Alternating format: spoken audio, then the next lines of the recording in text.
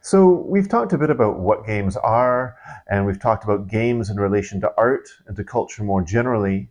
I want to close now by asking about the value of games. Why games matter? Why do we play them at all?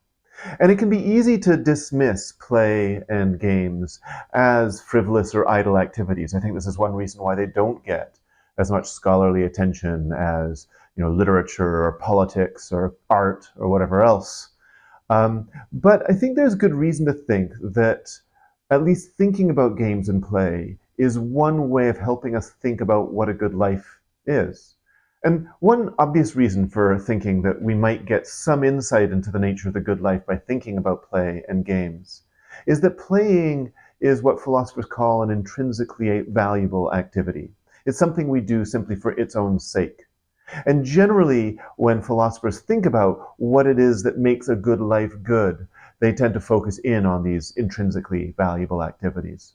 Now, intrinsically valuable activities are normally contrasted with instrumentally valuable activities, the sorts of things that I do for the sake of something else.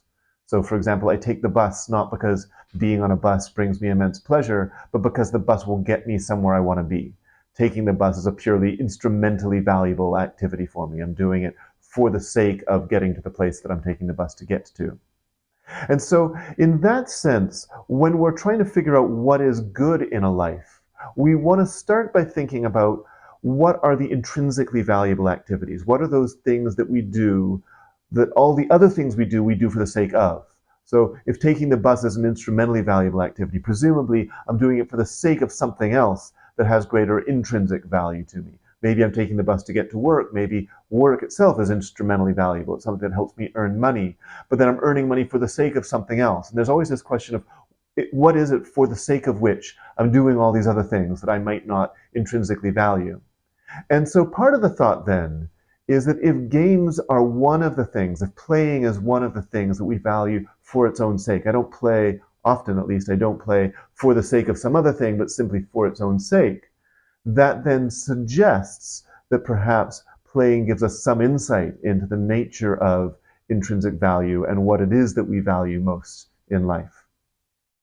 So I'm actually going to give you three takes on the question of how games and play might contribute in some way to the good life. And the first, and I think in some ways the simplest, comes from the psychologist Mihaly Csikszentmihaly, who was the great proponent of the idea of what he called flow. He wrote an influential book called Flow, The Psychology of Optimal Experience. Csikszentmihaly talks about flow as a psychological state that is connected with what he calls optimal experience. And he distinguishes it from pure pleasure. So pleasure is just sort of good feeling that we have, eating a tasty meal, getting a back massage. These are pleasurable experiences. But he connects flow to what he calls enjoyment. And he distinguishes enjoyment from pleasure by saying that enjoyment involves pleasure that comes with a sense of achievement or a sense of accomplishment. So we get into a flow state when we are trying to do something and we get that sort of rewarding sense of achievement from having met our goals. And so for him, being in the flow state is a matter of matching our ability to a particular challenge. And in particular, if the challenge we're facing is too easy, we can easily get bored. If the challenge we're facing is too difficult, we can easily be anxious. But through constantly developing our skill, we can develop higher levels of challenge that we are able to meet progressively, and there's sort of a pleasure in growing skill. So for example, I've recently started learning Turkish. If I were to pick up a Turkish novel, I would be completely lost. But there is a real pleasure in putting together basic phrases that a few months ago I wasn't able to put together. And slowly I'm getting better and better. And as long as the challenge of learning Turkish is sort of equal to my ability, I can take a certain enjoyment in the accomplishment that comes with growing in skill and in my learning in the language.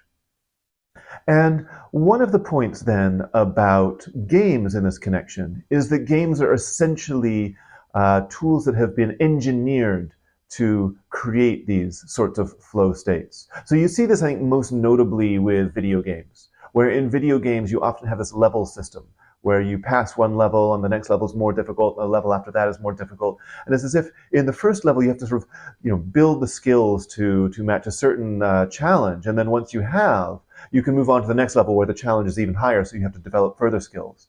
And there's sort of an addictive quality to a lot of games in the way that they are able to create this flow experience that continues onward and onward. And life in general often is devoid of easy access to these flow experiences. So on one hand, games are a really interesting model for how we can find flow in life. But Csikszentmihaly thinks also that they can provide a kind of model for thinking about how we can go about living our best lives. So he thinks that the way in which a life is a good one is one that is as much as possible found to be in these flow states, where we give ourselves challenges that we can rise to and enjoy that feeling of accomplishment. And even when we fail, there is that sense of challenge and excitement that makes for a life that, psychologically speaking, Csikszentmihaly thinks is rich and rewarding. The second argument for how games might figure in a good life comes from a book I mentioned in my first lecture, The Grasshopper Game's Life in Utopia by Bernard Suits. So if you recall, Suits develops a sophisticated definition of what it is to play a game, where what we're doing is we're finding a less than maximally efficient way of pursuing a goal, and we accept that less than maximally efficient way of pursuing it simply for the sake of making the game more interesting. So for example, if I'm doing the high jump, the easiest way to get over the bar might be to bring a stepladder or a trampoline. But those are ruled out. And the only reason they're ruled out is because it's more interesting if I can try to get over the bar with just the strength of my own legs. So I voluntarily accept that difficulty in order to make the activity more difficult. So in that sense, games are unlike ordinary life in the sense that we're deliberately making our activities less efficient. Whereas in ordinary life, we're obviously trying to find the most efficient way to achieve our ends. So Suits then asks, what would it be like if we were to imagine a utopian world, a world in which all of our everyday problems have been solved? You don't have enough money, well, that's okay. We're in a world of complete abundance. Let's just imagine we're in sort of the world of Star Trek, where you have a replicator machine that can just sort of conjure out of thin air anything you might want. There's no shortage of anything. All your needs are met. What do you do then? And one reason why Suits raises this sort of utopian situation is he thinks it is a good way of narrowing in on what is truly valuable, what is truly intrinsically valuable. That a lot of the things we do, as I mentioned earlier, we do for the sake of other things. We find them only instrumentally valuable. And Suits suggests not only that, but many of the things that we think are intrinsically valuable, we only think of as intrinsically valuable because we don't recognize their instrumental value. So for example, you might think that it is an intrinsically valuable thing to do to, become a doctor and help people who are suffering from terrible diseases. It is indeed a noble thing to want to do, but it's only a noble thing to want to do because there are diseases. If there weren't diseases, there wouldn't be any need to be a doctor. So you might say that medicine is instrumentally valuable. It's a means to the end of eradicating disease. But ideally, in our utopian world, we would live in a world without disease, and we wouldn't have any need for doctors. And thinking about this utopian world helps us ask, okay, so if all our problems were solved, what then? What do we really value? What's the thing that we would do even if we had no problems that we needed to address? And Suits says that this presents a real problem for action. What would we do? And part of the problem is that most of the things we do in order to achieve some end. But if, as stipulated in his utopian thought experiment, all of the ends we might want to achieve, we can achieve with sort of, the snap of our fingers, the pressing of a button or whatnot, then what is there left to do? And he suggests that actually what we have in games is precisely the model for what utopia would look like. So for example, nobody needs to build houses in Utopia because you can just get your replicator machine or whatever it is to make your houses for you. There's no need to do that labor.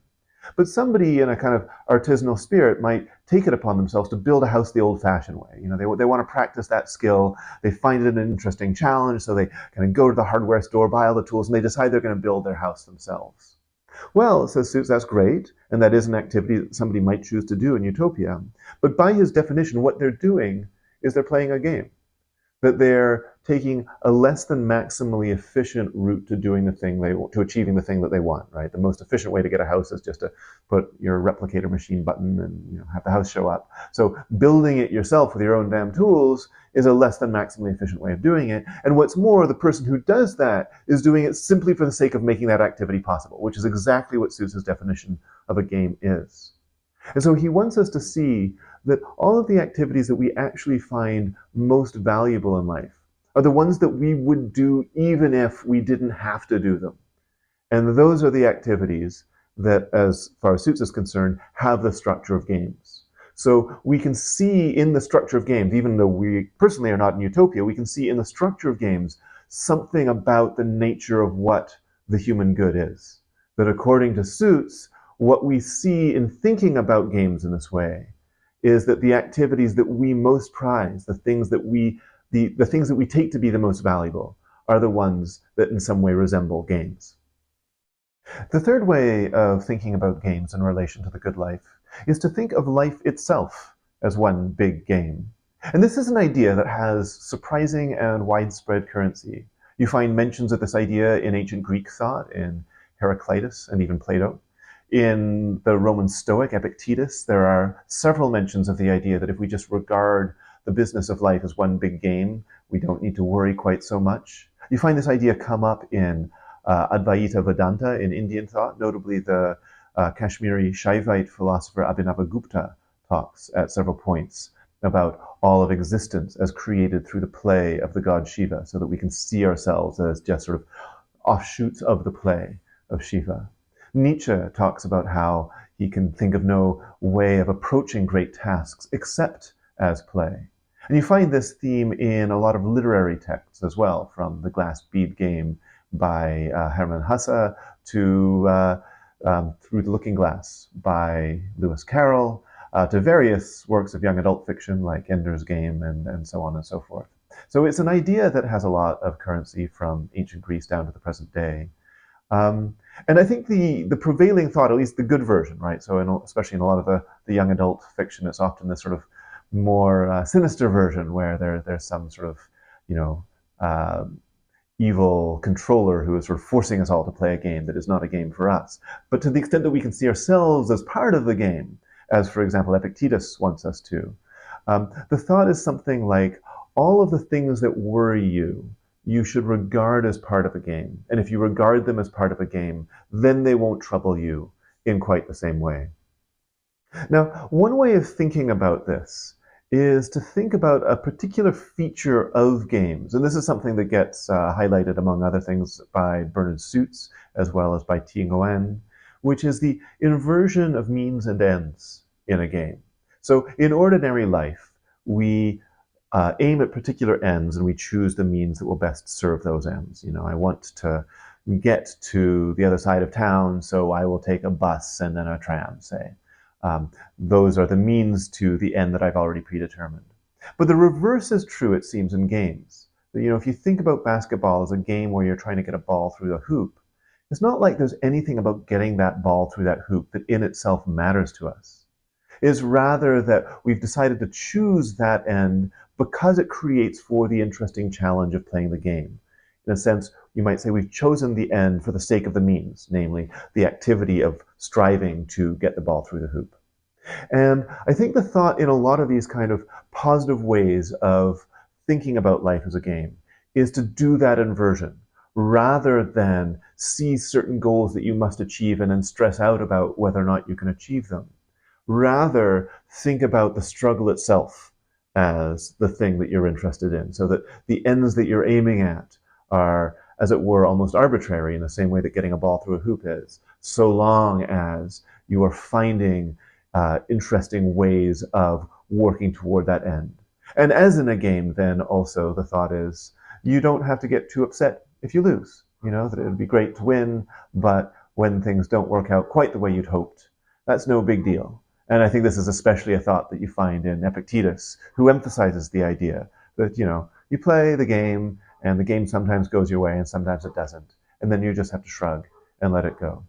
So there's maybe also something precisely in the frivolity of play, the idleness of play, the fact that play doesn't matter, that can give us a certain perspective on life, that maybe sometimes we let life be a little too serious, and perhaps letting it matter less can give us a life that is easier and more enjoyable.